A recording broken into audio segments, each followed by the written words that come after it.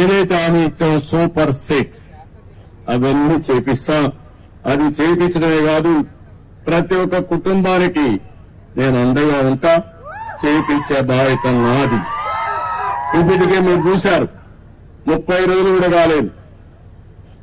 వచ్చిన వెంటనే నేను చెప్పిన ప్రకారం పింఛన్లు పెంచాం.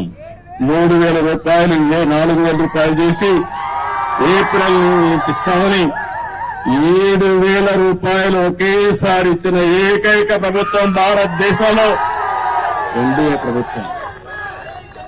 అది పేదవాళ్లపై నుండే ప్రేమ. ఇంకో పక్క మీరు ఒకసారి చూస్తే మా తమ్ముళ్లకు ఉద్యోగాలు లేవంటే మెగా డిఎస్సీ హామీ ఇచ్చాను. మొదటి సంతకం పెడతానని చెప్పాను. మొదటి సంతకం పెట్టాను. మొదటి క్యాబినెట్ లో పెట్టాను. ఆమోదించి నోటిఫికేషన్ ఇచ్చే పార్టీ తెలుగుదేశం పార్టీ. మూడోది, మీ భూములన్నీ కొట్టేయాలనుకున్నాడు. కొట్టేయాలనుకుంటే నేను ఆ రోజు హామీ ఇచ్చాను, మీరు ఏం భయపడద్దండి, ఇది ల్యాండ్ టైటిలింగ్ యాక్ట్ కాదు, ల్యాండ్ గ్రాబింగ్ యాక్ట్. ఇది జగన్ వేసిన పెద్ద స్కెచ్. ఇది దీన్ని ఇమ్మీడియట్ గా కంట్రోల్ చేస్తారు, రద్దు చేస్తానని చెప్పి రద్దు చేసిన ప్రభుత్వం ఎన్డీఏ ప్రభుత్వం అని చెప్పి కూడా నేను మీకు తెలియజేస్తున్నా.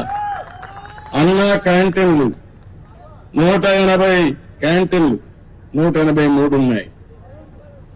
ఆగస్టు 15 నుంచి ప్రారంభిస్తాం. పేదవాడికి అన్నం పెడతాం. పేదవాడికి అన్నం పెడితే సహించలేని మనస్తత్వం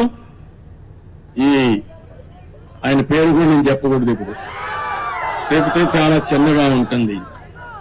అలాంటి వ్యక్తి వీళ్ళంతా సైకో. మా తమ్ముళ్ళు ఇంకా మర్చిపోలేదు. మర్చిపోతే భయంకరం. నేను మొన్న కూడా చెప్పా, నేను అందరితో మాట్లాడుతున్న ప్రపంచం అంతా, అందరూ మీరంటే మాకు అభిమానం ఉంది, మీ మీద నమ్మకం ఉంది, మేము వస్తామంటున్నారు. కానీ మీ రాష్ట్రంలో ఒక భూతం ఉంది, మళ్లీ అది లేస్తే ఏమవుతుంది కాబట్టి అది కూడా ఆలోచించమని నేను చెప్పాను.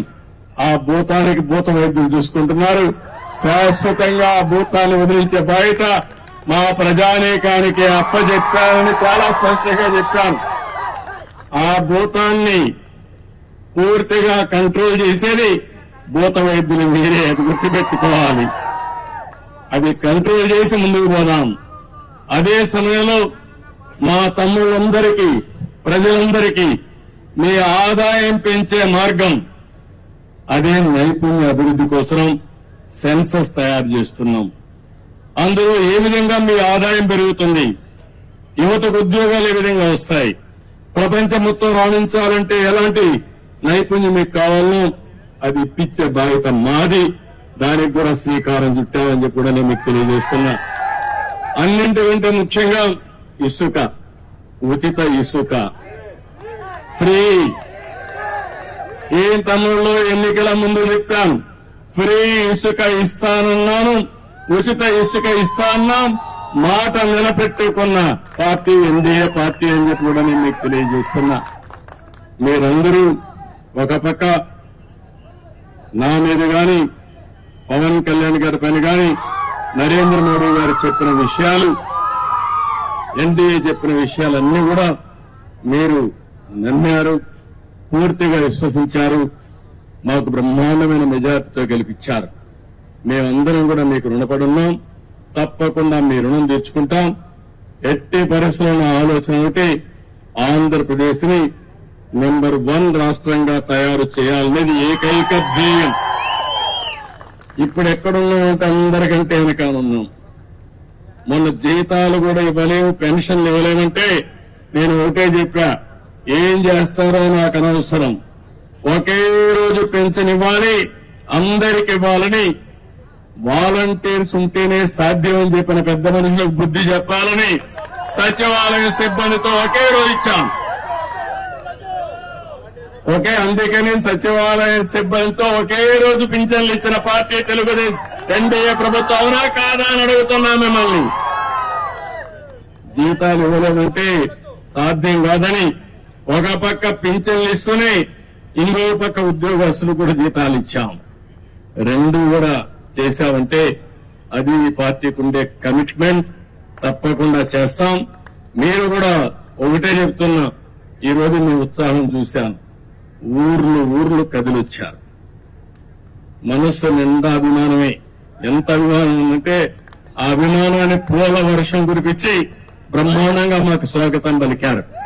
నేను మిమ్మల్ని కోరేది ఒకటే, మేము పనులు చేస్తాం. మీరు ఆలోచించి అవి ఇన్ని ఏ విధంగా అమలు చేస్తున్నాం చూసుకోండి.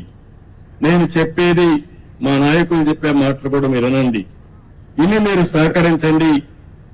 మీ యొక్క శ్రేయస్సే మా అభిమతం. దానికోసం పనిచేస్తాం. ఏ పని చేసినా ఈ రోడ్లన్నీ చూస్తున్నా, ఏం చేయాలో నాకే అర్థం కావడంలా. ఆ గొయ్యల్లో ఎవరిని పూడ్చాలి? తమ్ముళ్ళు ఎవరిని పూడ్చాలి? ఆ గొయ్యల్లో ఆ గొయ్యలు పెట్టిన వాళ్ళని పూడ్చాలి. ఇప్పుడు మనం ఆ పరిస్థితిలో ఉన్నాయి.